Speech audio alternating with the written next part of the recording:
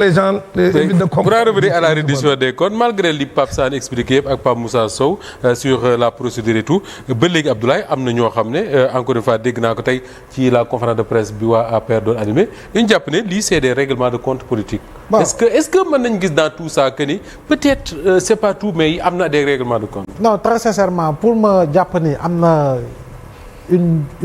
la plus petite dose de règlement de compte dina ma jafe. Jusqu'à la preuve du contraire ba ma koy gis su ma ko gisee tamit incha allah damay toogaat wax ko. Très sincèrement ñi nga xam ne ñu ngi leen di topp yëpp dans le cadre de la haute cour de justice rapport yooyu yëpp ci seen gouvernance la génn.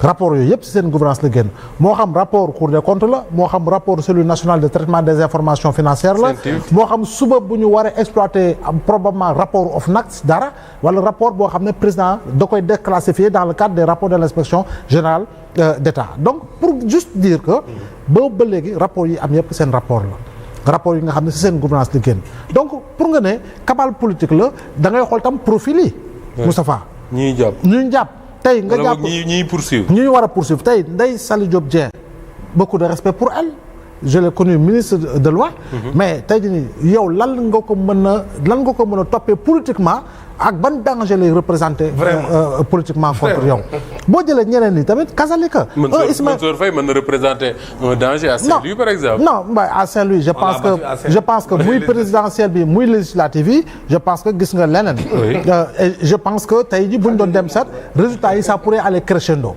donc boo jëlee ki nga xam ne moo di Moustapha Diop itamit c'est vrai il reste Tontrondo il reste fële nga xam ne moo di Louga mais je dis encore une fois il a connu une dégringolade électorale boo jëlee si présidentielle jóge si li nga xam ne élection législative Ismaïla Madior bon il a tout fait pour s'imposer à Rufisque il n'a pas pu donc munoo kon si profilage boobu ak li nga xam ne moo nekk suñu kanam par rapport à des échéances électorales de grande envergure amul loo xam ne mën nga jortu ne ñii nii dañu leen bëgg a faagal donc pour yow ñi nga xam ne ñoom la ñuy poursuivre ak ñin annoncé ay poursuites contre ñoom gisoo ci kenn koo xam ne mën na représenter un danger pour le pouvoir dans les perspectives ou échéances électorales à venir. Parce que j'ai l'habitude de le dire actuellement dans les oppositions il y a beaucoup de responsables mais il n'y a pas encore un leader.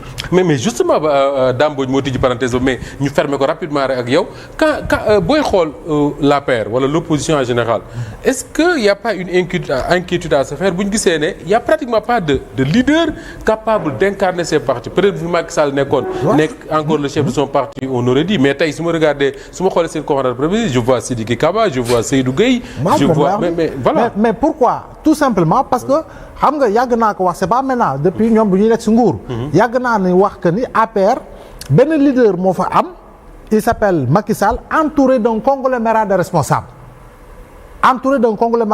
parce que leader bépp bu doon juddu il est guillotiné politiquement. Ils n'ont travaillé personne pour voilà tout ñëpp ñu doon fël di fës pour nekk leader ils ont été politiquement guillotinés donc jamono ji pour nga ne celui-là aujourd'hui mooy incarner un leadership fort dans l'opposition mais amul alors que l'APR est la première formation aujourd'hui de l'opposition étant donné que te moo jóge parce que mooy doog a jóge si nga xam ne si nguur léegi nag Pape Moussa am na loo xam ne wax na ko te c'est important par rapport ak ministre bi ak complicité yi rappelons-nous véritablement des chantiers de Diès Idriss Seck n'a pas été le seul à avoir été embastillé. Bara Tall ca la bokkoon. Le défunt directeur des constructions Feu Salif Ba. te mu nekkoon de Kaolack et cetera donc tu vois système bi tamit ce sera la même chose ministre bi peut-être que bu ñu instruire à charge gis ni y a des complicités également. bon ces gens-là également seront véritablement. il faut aussi préciser que ñi nga xamante ne. dañoo am préjudice ci infraction bi genre comme par exemple ñu ne Covid am na ñu doon séddale fii am ñoo xamante ne subir nañ ci préjudice. mënuñ constituer partie civile devant la haute cour. ñooñu dañuy delluwaat devant les juridictions de droit commun. pour constituer partie civile foofu noonu pour mën a am réparation. mais mënuñ ko def devant la haute cour. d'accord alors leneen Pape Moussa Sow ak yow laay def la haute cour de justice quand même am na ñoo xam ne Dame Mbodj sax commencé na ko apporter sax ma ne ko dinañ ci ñëw am ñoo xam dañuy jàpp ne c'est une juridiction politique. alors lan moo war a wane tey wala lan moo ma war a convaincre ñi seetaan que ni non c'est pas une juridiction politique. bon d'abord les règles qui régissent da ngay dem ci procédure pénale ak code pénal. maa ngi lay wax léegi que ni assemblée def na résolution de mise en accusation. oui. xam nga dañ ne commission bi sans délai moom amul délai dans les 24 heures dinañ war nañ koo jox. Le procureur sans délai. donc bu ñu ko voté rek en fait ñoom bu ñu voté ba pare. président assemblée bi dans les 24 heures war na ko jox procureur. loolu laa bëggoon a xam. mais que l'instruction c'est sans délai. sans délai moom war na tàmbali liggéeyam mais premier président. Pape Moussa defe naa kon mën na ko jot 8 heures tàmbali 10 heures. waaw. pour mu leer ci ñi seetaan. disposition dafa ne sans délai. mën na ko jot tisbaar balay julli takkusaan commencé. mais balaa moo tàmbali it foog mu yëgal ñi nga xamante ne ñoom lay kii ne leen ñu préparer seen défense ak seen i avocat ak seen lépp. ok waaw. donc kon Pape Moussa da nga wax dafa am solo nañ ko bennal comme dit. Jean Nesta moo wax ne lu guddi gi gën a xumb yaram yi gën a tàng mais tey moom lu guddi gi gën a sori yaram yi di gën a tàng. alors qu'est-ce qui va se passer nga ne dans les 24 heures El Malick Ndiaye war na jébbal loolu député yi voté kam ko war a jébbal. waaw ñooñu bu ñu ko jotee sans délai ça veut dire quoi que ni. bu ñu ko jotee 8 heures bu la neexee 8 heures et demi ñu commencé bu la neexee 9 heures ñu commencé. Voilà. mais bu ñu commencé dañu war a avertir les personnes concernées ne ñi ngi enquête ci ñoom. préparer leen seen défense. d'accord très bien. donc kon El Malick ak haute cour bi. 24 heures la mais que buy saisir la commission d'instruction c'est sans délai. maintenant l'aspect judiciaire xam nga jóge nañ assemblée daanul attewul. daf ne rek nañu dem ci haute cour de justice bi. wala ñi nga xamante ne dañu yëkkati seen immunité kon kenn saraxewu leen kenn justice moom moo leen soxla te la plupart surtout ci dossiers yi nii amul ay propositions ok. parquet yi ñoom ñoo saisir. waaw ministre de la justice demandé à ce que ñu def résolution yooyu. bokkut ak li Guy Marius Sagna bëggoon ci Macky Sall. voilà par exemple bokkul léegi premier président de la cour d'appel. kooku il n'est pas politique. non magistrat la. chevronné.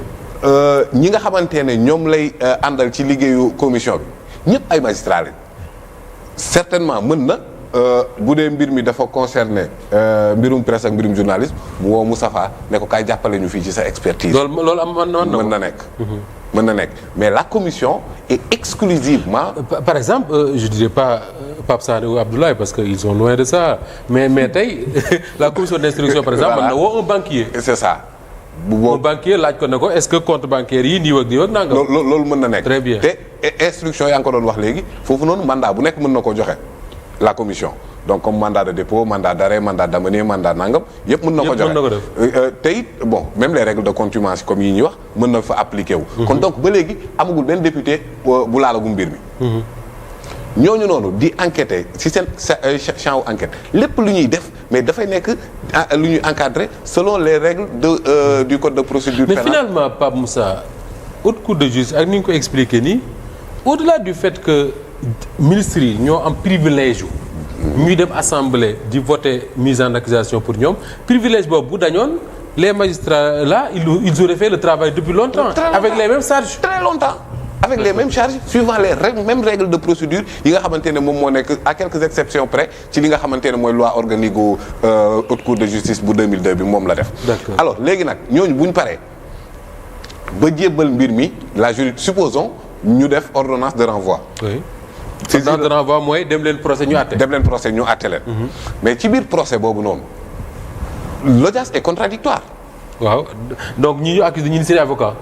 public aussi. ñëpp di seetaan dem seetaan. juge yi lu ñuy def ci mbir bi lu dul poser ay questions ci audience bi rek juge bi kii mën na poser question kii maanaam ñoom duñ débat duñ nekkuñ fa di weranteeg yow. dañuy toog rek di la déglu. bu ñu paree nag ñoom ñooy dem toog seen cëggalu guy pour xool yan daan la ñuy teg. xam nga par exemple fait yi mën na nekk délictuel. léegi ay fourchette lay doon buñ ne la 1 an à 5 ans naka la ñuy choisir ñoom ay peine. par exemple buñ ne jël nañ maximum bi 5. waaw ñu ne 5 ans ñi voté ñëpp nekkuñ la majorité maanaam sur les 9 3 votés. duñ ko jël buñ defaatee deuxième vote. amaatuñ majorité léegi bu ñuy defaat vote yi peine yi gën a sévère dañ leen di écarter. ok. peine yi gën a sévère ñu leen di donc bu ñuy choisir peine yi dañ koy voter. dañuy oui il juge. dès que la culpabilité est établie. oui bu ñuy choisir peine dañ naan voilà les 9 juges dañuy voter. d'accord léegi nag bu boobaa ci vote boobu noonu par exemple buñ jëlee maximum bi. maximum bi emporté wul la majorité des juges. dañuy wàcc dañuy bàyyi bu ñu jëlaatee deuxième vote emporté wul la majorité aussi dañuy bàyyiwaat. jël peine yi gën a ndaw. peine yi léegi nag yi nga xamante ne ñoo gën a sévère. dañ leen di écarter. ok au profil de léegi nag bu ñu jëlee peine yi ba pare. ñu ne léegi peine bi lii la. léegi nag parce que base légale bi dafay am ba pare. maanaam dañ ne la détournement de deniers publics foo koy fekk code pénal. oui. code pénal nee na la ku ko def dinañ la daan diggante 1 an ba 6 ans. oui kon brèche boobu ñoom la ñuy waxtaanee. diggante boobu lay nekk. donc kon diggante bi mënul illégal. ok loo nekk Pastef. munoo fexe ba wax 20 ans.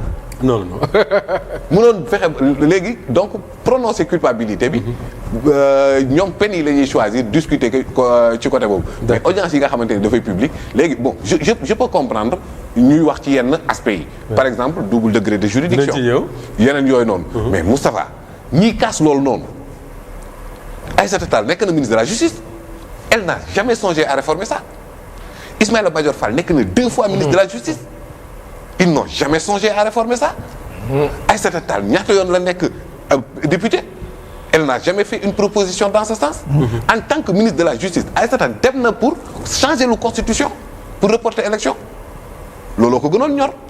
que réformer la haute cour. d'accord Pape Moussa Sow. donc kon buñ toogee ñu ne lii nii juridiction politique la xam nga ñoom bi ñu def dafa gën a garaaw. mooy ne ñoom seen jamono ministre dans l'exercice de ses fonctions lu ko neex mu def amul ëtt attekaay bu la mën a atte ndax ñoom installé wuñ woon sax. installé wu waaw fi mu toll nii haute cour bi moo fi ne. loolu moom jeex na ci réew. donc kon soit ñu bañ a am juridiction bu leen di atte. wala ñu am juridiction boo xamante ne yenn standards yi effectivement respecté wu ko. d'accord loolu daa ci soxla léegi la lecture de Abdoulaye Bob entre les deux ñi ko tànnul woon ak ñi nga xam dañu ko tànn teg ko mais balay boobu Dame Mbodj c'est vrai Pape Moussa c'est ce qu'il explique c'est le juriste qui